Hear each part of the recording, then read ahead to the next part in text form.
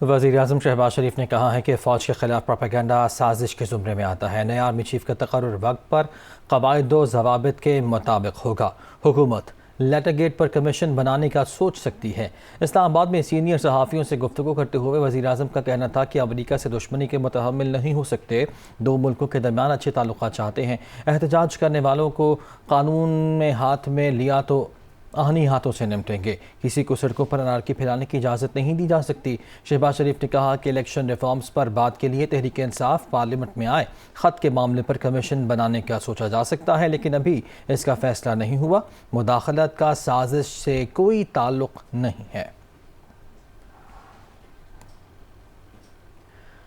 नवाज कहती हैं कि इमरान खान सियासी नौसरबाज हैं। ये एक मिनट अपनी हुकूमत की कारकर्दगी नहीं बता सकते। कहते थे नवाज शरीफ की सियासत ख़त्म हो गई।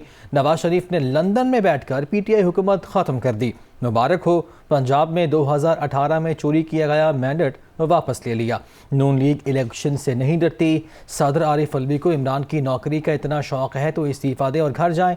आवाम मुल्क बचाने के लिए नवाज शरीफ शहबाज शरीफ का साथ दें।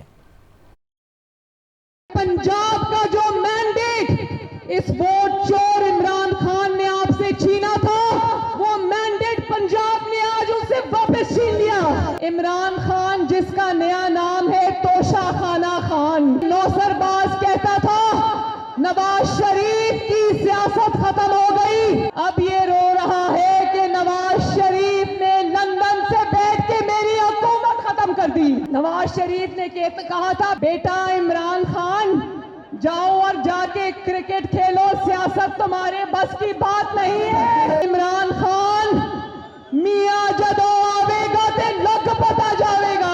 नवाज शरीफ का शहबाज वजीर आजम पाकिस्तान है, नवाज शरीफ का हमजा वजीर आला पंजाब है। तुमने नवाज शरीफ से क्या मुकाबला करना है? तुम तो शहबाज शरीफ से इतना डरते हो कि तुम्हारी टांगे कांपती हैं। इंतखाबात से मुस्लिम लीग नून नहीं डरती। आखिरी वक्त तक ढीठों की तरह कुर्सी से चिपका रहा। फिर भी जब बात ना बनी तो झूठे साजिशी खत का ड्रामा ले आया। क्या आपका मुकद्दर ये है कि आपके मुकद्दर में तरक्की नहीं है? आपके मुकद्दर में घेराव, जलाओ, जुलूसों, झरनों की सियासत है? तो उठो, नवाज शरीफ का साथ दो, शहबाज शरीफ का साथ दो। नौ मुंतखब वज़ीर आला हमजा शहबाज ने कहा है कि कभी सदर तो कभी गवर्नर बीमार हो जाते हैं। सारा पिंड भी बीमार हो जाए वो हल्फ उठा कर दिखाएंगे। इमरान न्याजी धरना देने का सोचना भी ना। तुम बाज ना आए तो तुम्हारी सियासत समंदर में फेंक देंगे। तोशा खाना में हेरा फेरी का हिसाब लिया जाएगा। इमरान न्याजी तुम्हारे लिए अब जेल का दरवाज़ा खुलेगा। कभी गवर्नर बीमार हो जाता है तो कभी सदर बीमार हो जाता है। ओ भाई गल सुन लो, वो सारा पिंड बीमार हो जाए इंशाअल्लाह हमजा शहबाज शरीफ हालत चुक के दिखाएगा। नौजवानों बताओ, तोशा खाने में इसने जो हेरा फेरी की है इमरान ने से तलाशी लोगे। हम इंतकाम नहीं लेंगे, लेकिन तुमने और तुम्हारे हवारियों ने अरबों रुपए का जो इस कौम को टीका लगाया है। इमरान न्याजी होश के नाखुन लो, इदारों को बदनाम न करो। तुमने पहले भी 126 दिन कौम का वक्त जाया किया था। अब धरना देने का सोचना भी ना कि अगर तुम बाज ना आए तो तुम्हें बनी गाला से उठाकर तुम्हारी सियासत को उठाकर समंदर में फेंक दिया जाएगा। फिक्र न करो, जितने डाके तुमने डाले हैं सुप्रीम कोर्ट का दरवाजा तो खुल गया, अब जेल का दरवाजा भी तुम्हारे पे खुलेगा इंशाअल्लाह। बिलावल भुट्टो जरदारी ने जामे कराची में धमाके की भरपूर मजम्मत की। कहा कि किसी दहशतगर्द को इजाज़त नहीं देंगे बलूच बहन भाइयों को नुकसान पहुँचाए। हम सब मिलकर मुल्क को इस बहरान से निकालेंगे। इमरान खान को डरना नहीं चाहिए। आएँ और अपोजिशन लीडर की कुर्सी पर बैठे। नवाज शरीफ के वापस आने के फैसले को सपोर्ट करेंगे। हम किसी दहशतगर्द को अपना एजेंडा को पे अमल करते हुए हमारे नौजवानों को, हमारे बलोच बहन भाइयों को नुकसान नहीं पहुंचाने देंगे। हम सब मिलके मुल्क को इस बहरान से ज़रूर निकालेंगे।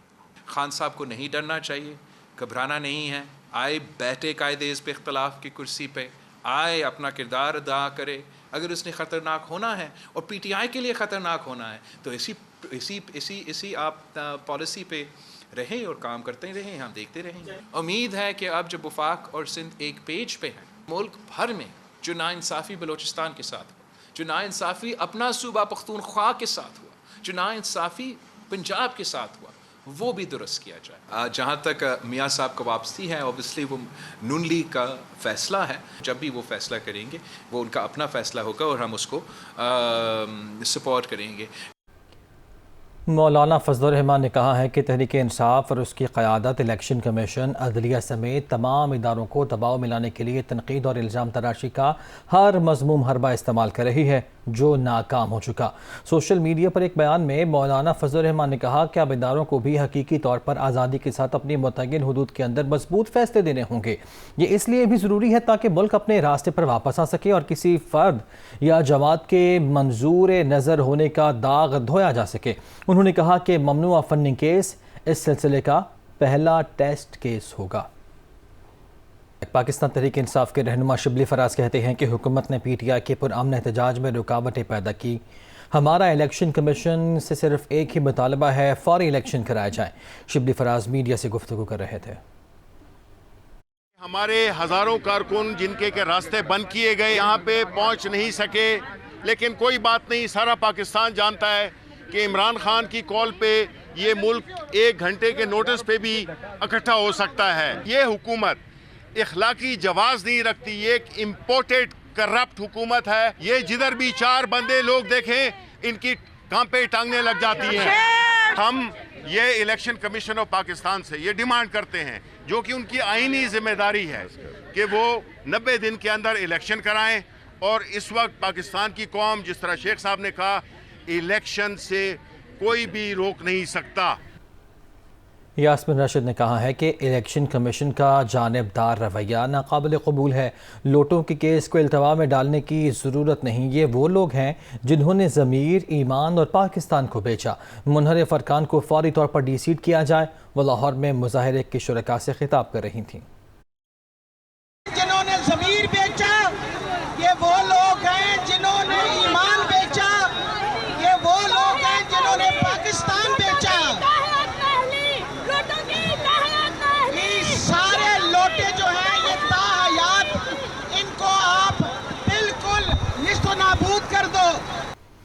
मरीम नवाज़ की उम्रा रवानगी का मामला मज़ीद लटक गया। लाहौर हाईकोर्ट का चौथा बेंच आज दरख्वास्त की समाअत करेगा। मरीम नवाज़ की उम्रा रवानगी के लिए पासपोर्ट के मामले पर दरख्वास्त पर 21 अप्रैल को चीफ जस्टिस अमीन भट्टी की तश्कील दी है।